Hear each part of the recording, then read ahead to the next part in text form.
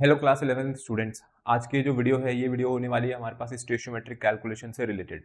जिन भी बच्चों को हमारे पास मोल कॉन्सेप्ट जैसे टॉपिक में डाउट रहता है और उसके साथ साथ स्टोइचियोमेट्री समझने में प्रॉब्लम है, आज के इस वीडियो में हम लोग कवर करेंगे हर एक तरीके का क्वेश्चन जो कि आपके पास मोल कॉन्सेप्ट को पूरी तरीके से कोरिलेट करता हुआ दिखेगा, जिसमें मैं आपको समझाऊंगा स्टोइचियोमेट्रिक एग्जाम्पल से। तो चलो आज की जो वीडियो है इसको स्टार्ट कर लेते हैं। देखो, सबसे पहले मैं आपको इंट्रोडक्शन में कुछ थोड़ी बहुत चीजें बता देता हूँ। आज की जितने भी हम लोग यहाँ पे क्वेश्चंस करेंगे, जितनी भी प्रॉब्लम सॉल्व करेंगे, उससे पहले हमारे पास कुछ ऐसे टॉपिक्स है जिनके बारे में आपको थोड़ा बहुत पता होना चाहिए। जिनको नहीं पता है वो जाकर के अपने पास पुरानी वीडियो देख सकते हैं, मैंने वहां पर ये सारी चीजें बनाई हुई हैं। देखो, मोल कॉन्सेप्ट, इक्वेशंस की बैलेंसिंग और उसके साथ साथ यूनिट कन्वर्जन, इन तीनों के बारे में आपको जो है वो थोड़ी बहुत नॉलेज या अच्छी खासी नॉलेज होनी चाहिए, क्योंकि आज हम लोग इससे रिलेटेड क्वेश्चंस करेंगे। ठीक है। अब यहां पर अगर आपको इस चीज का नॉलेज नहीं है तो आप अपनी बुक से जाकर के पढ़ सकते हैं, नहीं तो आप कोई वीडियो देख सकते हैं। ठीक है, नहीं तो आज की जो चीजें हैं वो आपको समझ नहीं आएंगी। इसमें मैं आगे बता देता हूं आज हम कितने तरीके के यहाँ पर चीजें करेंगे, क्या क्या एग्जांपल्स करेंगे। सबसे पहले आज हम लोग एक करेंगे मोल मोल रिलेशनशिप, फिर mass to mass relationship, mass to volume भी देखेंगे और वॉल्यूम टू वॉल्यूम भी देखेंगे। तो अपने पास जितनी भी कैटेगरी है सारी कैटेगरी को कवर करके चलेंगे, चारों की चारों कैटेगरी कवर्ड रहेंगी आज की वीडियो में। तो मेक श्योर आप इसको पूरा देखिए एंड तक, आपको हर एक क्वेश्चन यहाँ पे आज कराया जाएगा। चलो स्टार्ट कर लेते हैं आज के सबसे पहले क्वेश्चन के साथ। देखो, यहाँ पर जो सबसे पहला क्वेश्चन आपके पास आ रहा है, इसमें लिखा है how many moles of nitrogen are needed to produce 8.2 moles of ammonia by reaction with hydrogen. सबसे पहले जो चीज हमें बनानी है उस पर ध्यान देंगे। हमें बनाना है अमोनिया, और कितना अमोनिया बनाना है आपको? 8.2 मोल अमोनिया बनाना है। और पूछा है कि कितने मोल्स नाइट्रोजन के लिए इसके लिए आपके पास लगेंगे। अब ये एग्जांपल है मोल टू मोल रिलेशनशिप का, क्योंकि पूछा भी आपसे मोल गया है कि कितने मोल नाइट्रोजन के लगेंगे किसके लिए? 8.2 मोल्स अमोनिया बनाने के लिए। तो देखो, इस क्वेश्चन को स्टार्ट करते हैं। सबसे पहले आपको ध्यान रखना है कि भाई मैं जब भी स्टोइचियोमेट्रिक कैलकुलेशंस करूंगा, चाहे वो लिमिटिंग एक्सेस रिएजेंट वाली हो, चाहे जैसे आज हम कर रहे हैं मोल टू मोल। एक और खास बात बता देता हूं, आज की ये जो वीडियो है इसमें कोई लिमिटिंग रिएजेंट और एक्सेस रिएजेंट वाला पार्ट हम लोग नहीं कवर करेंगे, क्योंकि ये क्वेश्चंस लिमिटिंग और एक्सेस रिएजेंट के नहीं है जो मैं आज आपको करा रहा हूं। ठीक है, लिमिटिंग और एक्सेस वाले क्वेश्चंस अलग से हैं, उसके ऊपर भी आपको डेडिकेटेड वीडियो मिल जाएगी, आप वो जाकर के चेकआउट कर सकते हो। बट यहां पर कोई लिमिटिंग और एक्सेस की बात नहीं करेगा, और क्यों नहीं करेंगे वो भी आपको समझ आ जाएगा। क्वेश्चन में अगर अमोनिया बनानी हो तो पहले अमोनिया बनाने के लिए हम लोग देखते हैं कि प्रोसेस क्या रहता है। अमोनिया आपको पता ही है कि नाइट्रोजन और हाइड्रोजन को अगर हम लोग मिलाएंगे तो इसको मिला करके अपने पास अमोनिया बनता है। दूसरी चीज ध्यान रखनी है कि आपकी जो रिएक्शन है वो बैलेंस होनी चाहिए। मैं विदाउट बैलेंसिंग कोई भी क्वेश्चन आगे नहीं बढ़ाऊंगा। अगर आप ऐसा कर रहे हो तो आप गलत हो। तो इसको बैलेंस कर देते हैं, यहाँ पर 3 आ जाएगा, यहाँ पर 2 आ जाएगा। अब देख लो, नाइट्रोजन भी 2 हो गई, इधर हाइड्रोजन 6 है, इधर भी हाइड्रोजन 6 हो गए। अब अगर ये पूरा क्वेश्चन मोल में है तो सिंपल सी बात है भाई, मोल के लिए लिखेंगे बस। ठीक है, अब यहां पर हम लोगों को सिर्फ मोल देखना है। देखो, सबसे पहले मैं आपको बता देता हूं यहाँ पर एक्सेस रिएजेंट और लिमिटिंग रिएजेंट का हम लोग क्यों नहीं लगा रहे हैं कॉन्सेप्ट। अगर मैं according to balance chemical equation देखूं, मैं अगर बैलेंस केमिकल इक्वेशन के अकॉर्डिंग जाऊंगा तो 1 मोल नाइट्रोजन कितने मोल हाइड्रोजन के साथ रिएक्ट कर रही है? 3 मोल हाइड्रोजन के साथ। तो कितना मोल अमोनिया बना रही है? अपने पास 2 मोल अमोनिया बना रही है। अब क्वेश्चन में क्या है? क्वेश्चन में आपके पास आज जो हम लोगों को क्वांटिटीज को रिलेट करनी है वो रिलेट करनी है नाइट्रोजन का अमाउंट अमोनिया के साथ। ठीक है, यहां पर 1 मोल का 2 मोल बन रहा है, तो आपसे पूछा गया है कि कितने मोल जो है वो 8.2 मोल्स अमोनिया बनाएंगे। या मैं कह दूं कि 2 मोल बनाने के लिए 1 मोल लगता है, तो 8.2 मोल्स बनाने के लिए क्या लगेगा? आई बात समझ में? तो यहां पर डायरेक्टली हम लोगों को सिर्फ यूनिटरी मेथड लगाना है और कुछ नहीं करना। लिमिटिंग और एक्सेस रिएजेंट कब लगता है? देखो, लिमिटिंग रिएजेंट एक्सेस रिएजेंट तब लगता है जब आपको पहले वाले की दूसरे वाले की दोनों की क्वांटिटी गिवन होती है कि भाई ये अपने पास 10 ग्राम लाए हैं, ये 12 ग्राम लाए हैं, तो बताओ इधर कितना बनेगा। या ये जैसे ऐसे क्वेश्चन होता कि यहां पर 2 मोल है और यहां पर 5 मोल थे, तो बताओ यहां पर कितने मोल बने होंगे इसके अमोनिया के। ठीक है, ये मास में भी हो सकता था। तो पहले आप ये चेक करते थे कि क्या 2 मोल को सही में इसके आगे 5 मोल चाहिए भी या नहीं, तो कौन लिमिटिंग है कौन एक्सेस है। तो ये वाला जो पार्ट है, ये वाला पार्ट आज हम लोगों को इसमें नहीं करना है। ठीक है, आज कोई लिमिटिंग और एक्सेस रिएजेंट नहीं है। आज तो सीधा सीधा एक से दूसरे को कोरिलेट करेंगे, यूनिटरी मेथड लगाएंगे और आंसर आ जाएगा। तो देखो, आपकी बैलेंस केमिकल इक्वेशन बता रही है कि 2 मोल अमोनिया किससे फॉर्म हो सकती है? 1 मोल नाइट्रोजन से is formed by 1 mole of N2।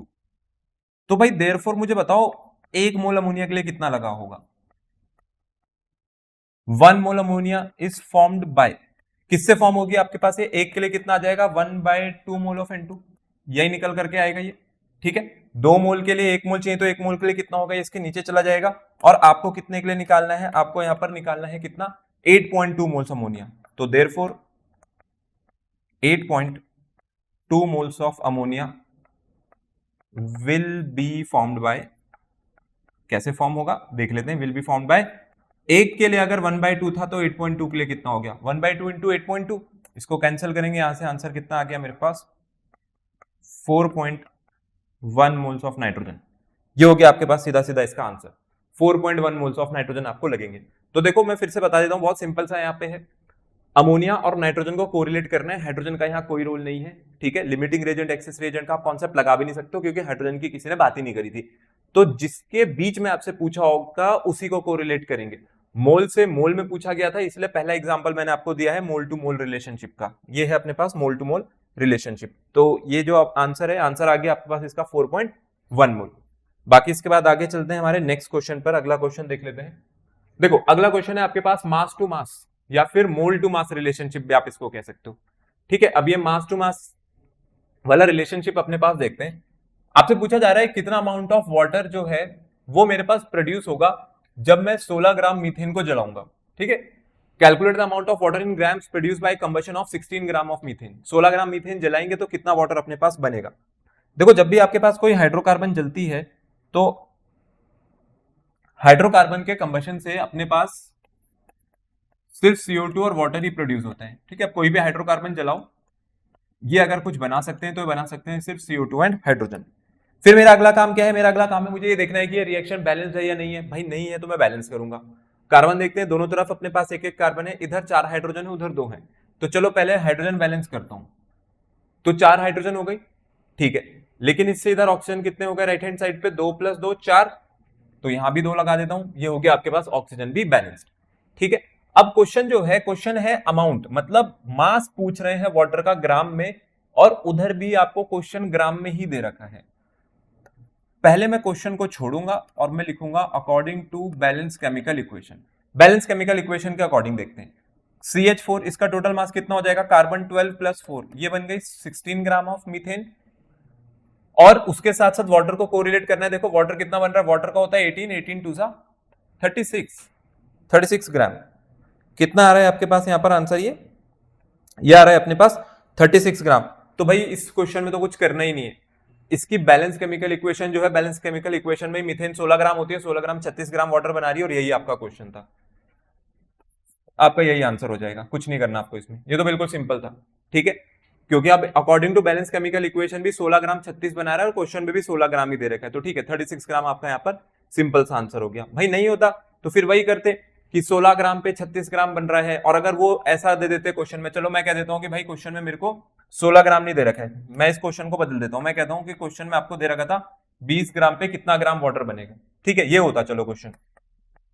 तो 16 ग्राम ऑफ मीथेन ने कितना बनाया, इसने बनाया 36 ग्राम ऑफ वाटर, यही बनाया।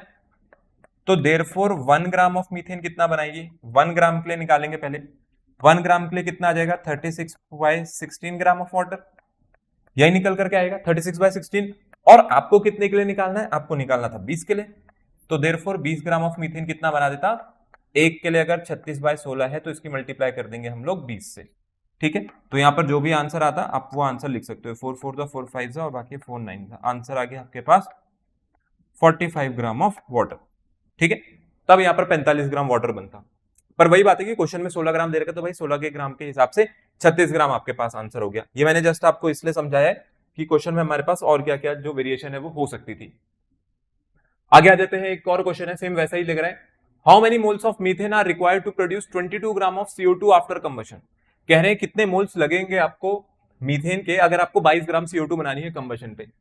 देखो फिर से मीथेन का ही कंबशन कर रहे हैं, तो मीथेन हो गया CH4 + O2, ये मिलकर के बना देगा CO2 + वाटर।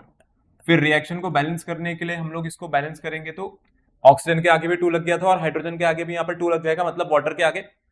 देखो कार्बन जो है अपने पास, ये जो CO2 है और ये मीथेन है, उनका कहना है आपको मीथेन को और CO2 को रिलेशनशिप में एक साथ रखना है। तो पहले मैं यहाँ पर बैलेंस केमिकल इक्वेशन के अकॉर्डिंग चेक कर लेता हूं, ठीक है। बैलेंस केमिकल इक्वेशन के अकॉर्डिंग इस बार मोल्स है मीथेन के और वहां पर मास है, ठीक है। मीथेन के मोल्स है और वहां पर मास है, इस बात पे आपको ध्यान रखना है। देखो इसका कितना मोल है, इसका 1 मोल है। कितना मोल है मीथेन का? 1। CO2 का जो मास है बैलेंस केमिकल इक्वेशन के अकॉर्डिंग कितना आएगा? कार्बन का होता है 12, ऑक्सीजन का होता है 16। 16 टू 32 और 32 प्लस 12 कितना आ गया मेरे पास? यहाँ पर ये 44 ग्राम आ गया। ठीक है, इसका मतलब ये है कि 44 ग्राम CO2 बनने के लिए 1 मोल मीथेन चाहिए होती है। 44 ग्राम CO2 बनने के लिए 1 मोल मीथेन चाहिए होती है। तो 22 ग्राम बनने के लिए कितनी चाहिए होगी? क्या 44 का आधा है 22? क्या 44 का हाफ है 22? तो अगर 44 का हाफ है 22 तो 1 मोल का भी आधा ही मोल लगेगा। क्या लगेगा आपके पास? आधा मोल, हाफ। क्योंकि ये जो मोल है, मोल और मास को मैं क्यों कोरिलेट कर पा रहा हूं? जिन बच्चों ने मोल कॉन्सेप्ट समझा है, आपको पता होना चाहिए जो नंबर ऑफ पार्टिकल्स होते हैं मेरे पास, ठीक है, नंबर ऑफ पार्टिकल्स किसके डायरेक्टली प्रोपोर्शनल होते हैं? नंबर ऑफ मोल्स के। जो आपके पास मोल्स का रेशियो होता है, आपके पार्टिकल्स का रेशियो भी वही आएगा। और मोल से ही निकलता है मोलर मास।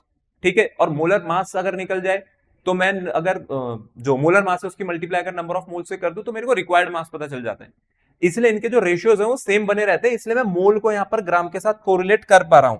ठीक है, अदरवाइज हम लोग नहीं कर सकते थे ऐसा, बट यहां पर हम लोग इसको कोरिलेट कर पा रहे हैं। क्योंकि आप ऐसा मत समझना, क्योंकि फिजिक्स में क्या होता है, फिजिक्स आपको बताती है भाई दोनों क्वांटिटी जैसी होनी चाहिए, तभी अपने पास जो प्रोपोर्शन है वो एक काम करते हैं।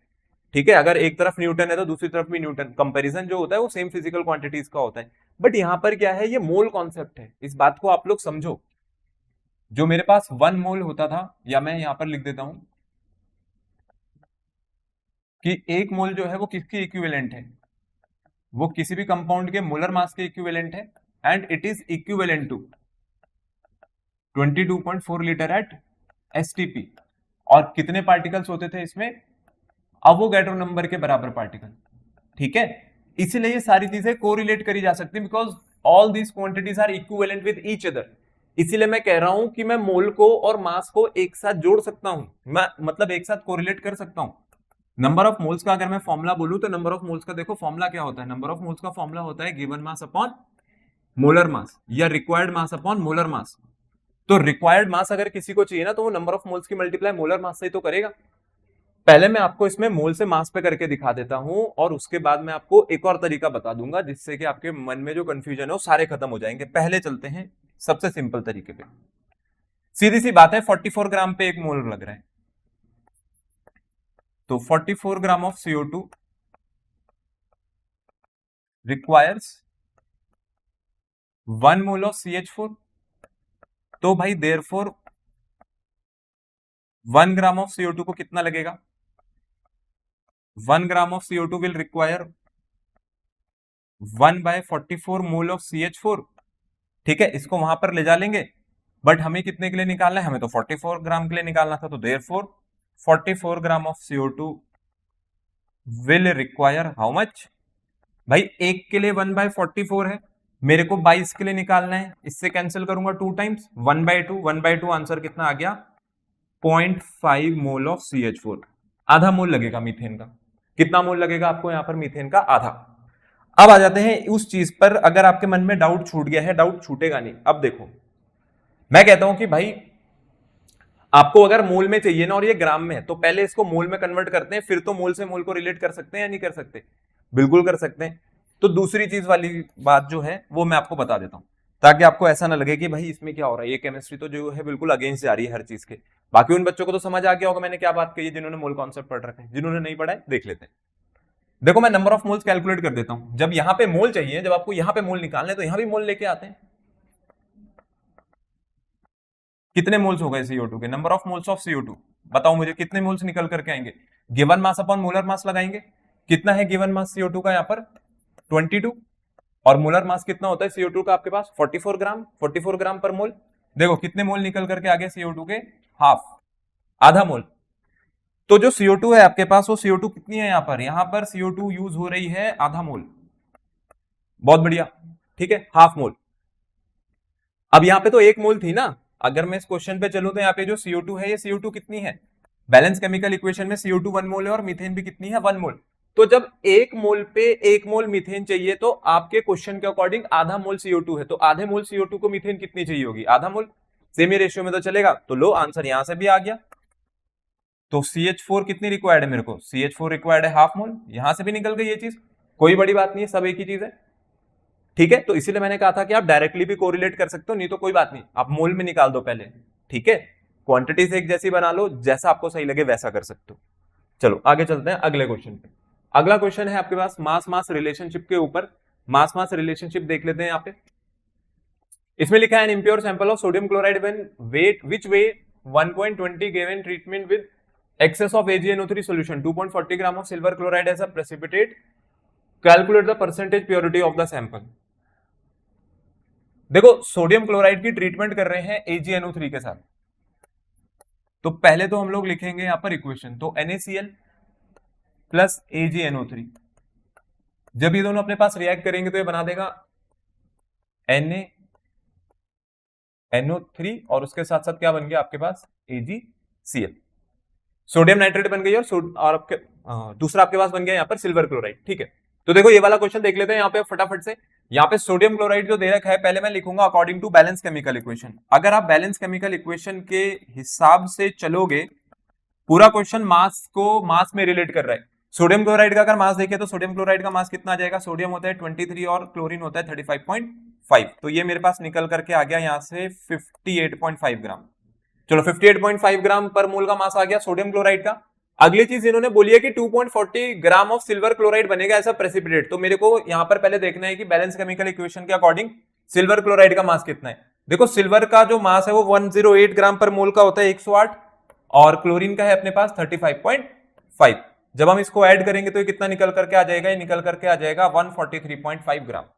ठीक है, तो अब जो क्वेश्चन है, अब मुझे लगता नहीं है कि क्वेश्चन में कुछ बचा हुआ है, सिंपल सी बात है भाई। उन्होंने पूछा था कि जो कैलकुलेट करनी है आपको percentage purity of the sample. ठीक है, ये जो सैंपल आप यहां पर लेकर के आए हो, बहुत सिंपल क्वेश्चन है। 143.5 ग्राम को कितना सोडियम क्लोराइड चाहिए, 58.5 ग्राम। ठीक है, यही चाहिए अपने पास यहाँ पे। अब दूसरी चीज अगर आप चेक करोगे तो इन्होंने क्या कह रखा है, इन्होंने कह रखा है कि भाई 1.20 ग्राम मैं यूज करूंगा तो 2.40 ग्राम सिल्वर क्लोराइड बनेगा। तो भाई देख लेते हैं इतना चाहिए भी था या नहीं चाहिए था, या आप कहीं एक्स्ट्रा ले आए हो, पहले ये भी चेक करेंगे। अब वो लिमिटिंग वाली बात आ गई यहाँ पर। ठीक है, लिमिटिंग रेजेंट एक्सेस रेजेंट वाली। देखो होता क्या है, जो प्योरिटी ऑफ द सैंपल है हमारे पास, जैसे सोडियम क्लोराइड का मास है, अब हो सकता है कि इसमें कुछ इंप्योरिटी रही हो, ये प्योर 1.20 ग्राम थोड़ी रहा होगा, इसमें कुछ इंप्योरिटी भी हो सकती है। तो जो इंप्योरिटी है, इंप्योरिटी रिएक्ट नहीं करेगी, रिएक्ट क्या करेगा, प्योर सोडियम क्लोराइड। तो पहले मैं देखूंगा कि प्योर AgCl बनने के लिए प्योर सोडियम क्लोराइड कितना चाहिए। ठीक है, अगर आपके पास 2.40 ग्राम सिल्वर क्लोराइड प्रेसिपिटेट हुआ है तो इसको प्योर NaCl कितना चाहिए था, चेक कर लेते हैं। तो 143.5 ग्राम किसका, AgCl का, it requires 58.5 gram of NaCl, इतना ही चाहिए। आपकी बैलेंस केमिकल इक्वेशन यही बता रही है। अब क्वेश्चन के हिसाब से देख लेते हैं, तो देयरफॉर 2.40 ग्राम इसको कितना चाहिए होगा, 2.40 gram of AgCl will require, देखो कितना आ जाएगा आपके पास। ये पहले एक के लिए कैसे निकालते थे, एक के लिए कैसे निकालते हैं, 58.5 अपॉन 143.5, यही करते थे। ये एक के लिए आ जाएगा, यूनिटरी मेथड लगाएंगे, और हमें कितने के लिए कैलकुलेट करना है, 2.40 के लिए, तो इसको मल्टीप्लाई कर देते हैं यहाँ पर 2.40 से। तो ये मेरे पास सोडियम क्लोराइड का जो मास है यहाँ पर, ये निकल करके आ जाएगा आपके पास नियरली जब आप इसको सॉल्व करोगे तो ये लगभग 0.978 ग्राम आएगा। कितना आएगा आपके पास, ये 0.978 ग्राम। तो देखो अब कितनी सिंपल सी चीज है कि 2.40 ग्राम सिल्वर क्लोराइड जो बनेगा ना, इसके लिए आपको सोडियम क्लोराइड कितना चाहिए, इसके लिए सोडियम क्लोराइड चाहिए 0.978 ग्राम। लेकिन आप जो सैंपल लेके आए हो सोडियम क्लोराइड का, वो कितने ग्राम का था, 1.20 ग्राम। तो इस टोटल मास में से सोडियम क्लोराइड का मास हटा दूंगा तो इंप्योरिटी पता चल जाएगी, इंप्योरिटी कितनी थी। तो 1.20 ग्राम पूरा थोड़ी रिएक्ट करा, रिएक्ट कितना करा, सिर्फ उसमें से NaCl जो रिएक्ट करा 0.978 रिएक्ट करा। तो आपसे कह रहे हैं प्योरिटी ऑफ द सैंपल कितनी है, percentage purity of the sample. तो परसेंटेज प्योरिटी का मतलब है कितना प्योर मास है मेरे पास divided by the total mass, multiply कर देंगे इसको किससे, मल्टीप्लाई करा देंगे हम लोग इसको 100% से। तो परसेंटेज प्योरिटी की अगर बात करी जाएगी तो परसेंटेज कैसे निकाली जाती है, देखो प्योरिटी का परसेंटेज निकालना है, इंप्योरिटी का निकालना होता तो फिर मैं चेक करता जो आपका इंप्योर मास है वो कितना है। तो परसेंटेज प्योरिटी के लिए प्योर मास लेंगे, वो है 0.978, टोटल मास कितना था आपके पास सैंपल का 1.20, इसको मल्टीप्लाई कर देंगे हम लोग यहाँ पर 100% से। तो जब आप इसको कैलकुलेट करोगे तो ये समवॉट आपको 81.5 81% के नियर अबाउट वैल्यू ये दे देगा। ठीक है, तो ये जो 81.5% है ये अपने पास इसका आंसर हो जाएगा, सिंपल। तो ये था आपके पास ये वाला क्वेश्चन जिसमें आपको परसेंटेज प्योरिटी निकालनी थी। अब है ये भी मास से मास वाला रिलेशनशिप, ठीक है, बट उसमें क्या हुआ, थोड़ा और कंफ्यूजिंग टर्म जो है आपके माइंड में डाल देंगे परसेंटेज प्योरिटी करके। तो जस्ट एक कंफ्यूजन क्रिएट करने के लिए वो चीज करी गई है, उसका एज सच कोई मीनिंग नहीं है। ऐसा नहीं है कि आपके पास कोई अदर टॉपिक का ये क्वेश्चन आ गया है। आगे चलते हैं, अगला क्वेश्चन आपके पास वॉल्यूम वॉल्यूम रिलेशनशिप का। वॉल्यूम वॉल्यूम रिलेशनशिप मतलब क्वेश्चन में आपको वॉल्यूम के हिसाब से दूसरे का भी वॉल्यूम ही बताना होगा। देखो आप कह रहे हैं कि कितना वॉल्यूम ऑक्सीजन का रिक्वायर है अगर मेरे को 5.2 लीटर कार्बन मोनोऑक्साइड को कन्वर्ट करना है कार्बन डाइऑक्साइड में। पहली बात तो है कार्बन मोनो है, कार्बन मोनोऑक्साइड का आप कंबशन करोगे O2 के साथ रिएक्ट कराओगे तो ये किसमें कन्वर्ट हो जाएगी, CO2 में। दूसरी चीज जो चेक करेंगे इंपॉर्टेंट चीज वो ये है कि इक्वेशन बैलेंस है या नहीं है, तो बैलेंस करेंगे। देखो इधर 2 है इधर 3 है, तो सिंपल सी बात है, पहले तो मुझे यहां 2 लगाना पड़ेगा, तो ये 2 2 सा 4 हो गया, 2 और 2 4 हो गई आपकी ऑक्सीजन बैलेंस। ठीक है, अब ये जो क्वेश्चन है, क्वेश्चन आपको लीटर में दे रखा है। किस में दे रखा है आपको, ये लीटर में। चलो, according to balance chemical equation, मैं मोल में लिख देता हूं पहले, क्योंकि मोल से वॉल्यूम को रिलेट करना आसान होता है। जिन बच्चों का मोल कॉन्सेप्ट स्ट्रांग है वो तो डायरेक्टली कर लेंगे, जिनका नहीं है वो पहले मोल में लिख लिया करें, तो उनको कभी दिक्कत नहीं होगी। तो अपने पास अगर मैं बैलेंस केमिकल इक्वेशन के हिसाब से जाऊंगा तो 2 मोल पे 1 मोल रिएक्ट करके 2 मोल बना रहा है। अब 1 मोल ऑफ एनी गैस कितना ऑक्यूपाई करती है आपके पास एसटीपी पर, 22.4 लीटर, 22.4 लीटर बनाती है। हमारे पास जो क्वेश्चन है, क्वेश्चन कार्बन मोनोऑक्साइड और ऑक्सीजन के लिए है, कार्बन मोनोऑक्साइड और ऑक्सीजन के लिए है। तो अगर 1 मोल 22.4 लीटर बनाता है तो 2 मोल कितना बनाएगा, 2 मोल बनाएगा 2 इंटू 22.4 लीटर, और वैसे यहां पर ऑक्सीजन कितनी चाहिए, 1 मोल कितना बनाएगा 22.4 लीटर। ये हो गई आपके पास, तो 2 इंटू 22.4 कर देंगे तो कितना आ जाएगा आपके पास, ये 44.8 लीटर। तो मेरी बैलेंस केमिकल इक्वेशन ये बता रही है कि अगर आपको 44.8 लीटर कार्बन मोनोऑक्साइड को CO2 बनानी होती है तो 22.4 लीटर ऑक्सीजन लगता है। तो वो कह रहे हैं भाई 5.2 लीटर पे कितना लगेगा, बस यही तो है क्वेश्चन, सिंपल। 44.8 लीटर पे 22.4 लगता है, तो 5.2 पर कितना लगेगा, तो हम लोग यहां पर लिखेंगे since 44.8 litre of carbon monoxide requires 22.4 litre of O2, तो भाई देयरफॉर 1 लीटर ऑफ CO को कितना रिक्वायर है, 22.4 अपॉन 44.8, मतलब हाफ हो जाएगा बिल्कुल ही। और हमें कितने के लिए निकालना है, हमें निकालना है 5.2 लीटर के लिए, तो therefore 5.2 litre of carbon monoxide will require, कितना आ गया ये भाई, एक के लिए 22.4 अपॉन 44.8 था, इसको मल्टीप्लाई कर देंगे किससे, 5.2 से। जब आप इसको कैंसिल करोगे तो ये तो इससे 2 टाइम्स कैंसिल हो गया, बाकी इसको यहाँ पे कैंसिल करेंगे तो कितना आ जाएगा 2.6, तो आंसर है यहां से 2.6 लीटर ऑफ O2, इतना ऑक्सीजन लगेगा आपको। ये आ गया ऑक्सीजन का वॉल्यूम, जो कि क्या कर देगा, 5.2 लीटर ऑफ कार्बन मोनोऑक्साइड को कन्वर्ट कर देगा CO2 में। 2.6 लीटर ऑफ ऑक्सीजन आपके पास यहां पर आंसर रहेगा। चलो फिर नेक्स्ट क्वेश्चन देख लेते हैं। इसके बाद अगला क्वेश्चन भी हमारे पास जो आ रहा है वो वॉल्यूम और मास रिलेशनशिप का है। तो इस बार यहां पर अगर आप देखोगे क्वेश्चन में लिखा है कि कितना अमाउंट ऑफ KClO3 हमें चाहिए जिससे कि आप लोग ऑक्सीजन के साथ बर्न करके 112 लीटर ऑफ CO गैस बना दो। ठीक है, तो मतलब KClO3 को बर्न करना है, KClO3 को बर्न करके कह रहे हैं CO गैस बन रही है, मोनोऑक्साइड बन रहा है कार्बन, और 112 लीटर वो बनाए। तो अगर क्वेश्चन में मैं देखूं तो भाई यहां पर अब KClO3 के लिए दे रखा है क्वेश्चन, तो अगर KClO3 के लिए दे रखा है तो KClO3 का ही यहां पर लेकर के चलेंगे। देखो क्वेश्चन को अगर आप ध्यान से देखोगे तो लिखा है amount of KClO3 needed to supply sufficient oxygen. इसका मतलब है जो ऑक्सीजन आ रही है फॉर बर्निंग, पहले मुझे बताओ इसको सप्लाई कौन कर रहा है, इसको सप्लाई कर रहा है KClO3। ये जो ऑक्सीजन आई है ये KClO3 की तरफ से आई है, और इसने बर्न करके क्या करा है, 112 लीटर बर्न किया है। किसका 112 लीटर बर्न किया है, कार्बन मोनोऑक्साइड का। तो भाई पहले तो मैं यही लिखूंगा कि कार्बन मोनोऑक्साइड जब बर्न होगी तो ये क्या बनाएगी, कार्बन डाइऑक्साइड।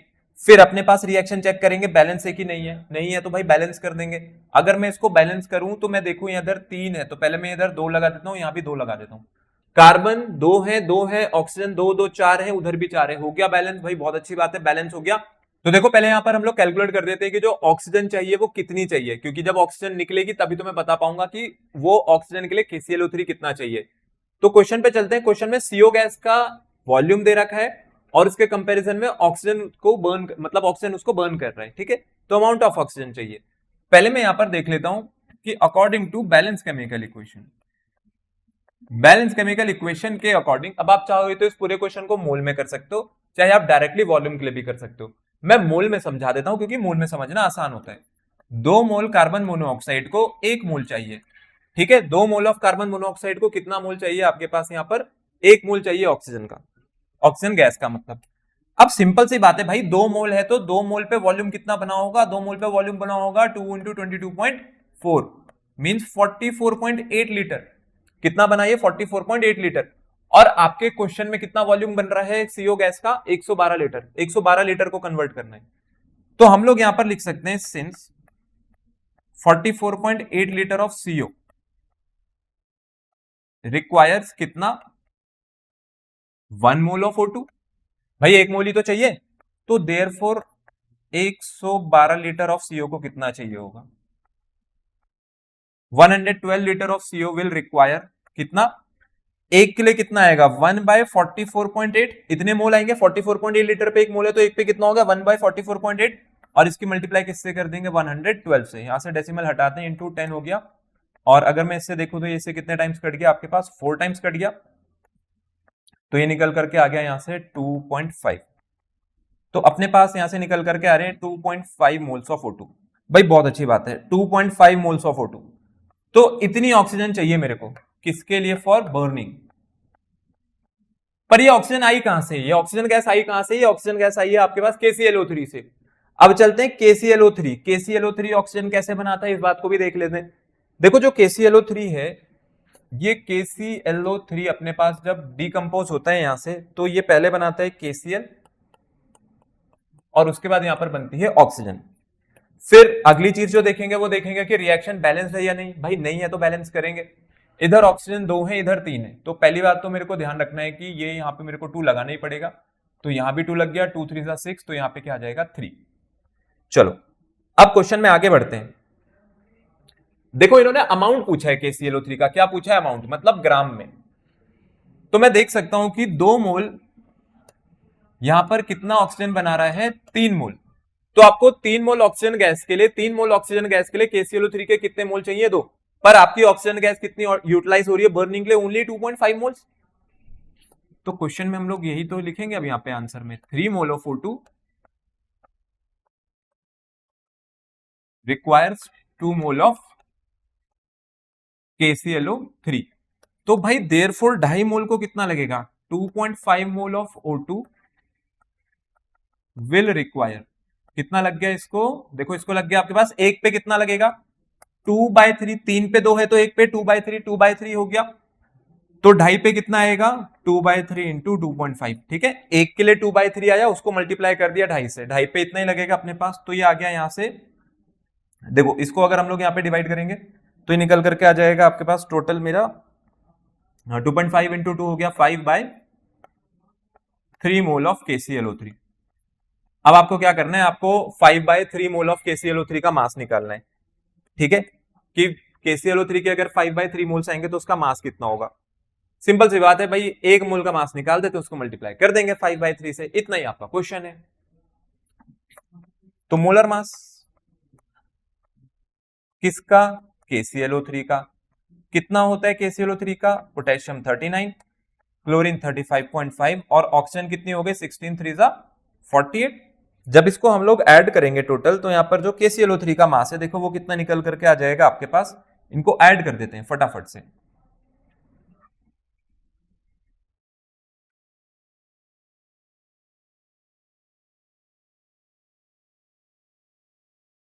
ये आपके पास टोटल निकल करके आ गया 122.5 ग्राम।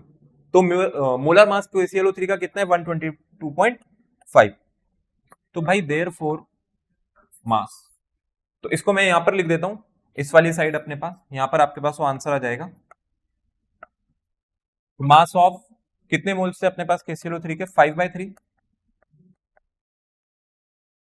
कितने आ जाएंगे भाई? एक मोल का मास 122.5 है, तो 5/3 का कितना हो गया? 5/3 इंटू 122.5। इसको कैंसिल कर देते हैं 3 से, 3 4 जा 12, फिर उसके बाद अपने पास यहाँ पे 0 लगाना पड़ेगा हम लोगों को, फिर 3 8 जा 24, बचेगा 1। 40.83 इंटू 5, तो 40.83 इंटू 5 करेंगे, फाइनल आंसर आ जाएगा नियरली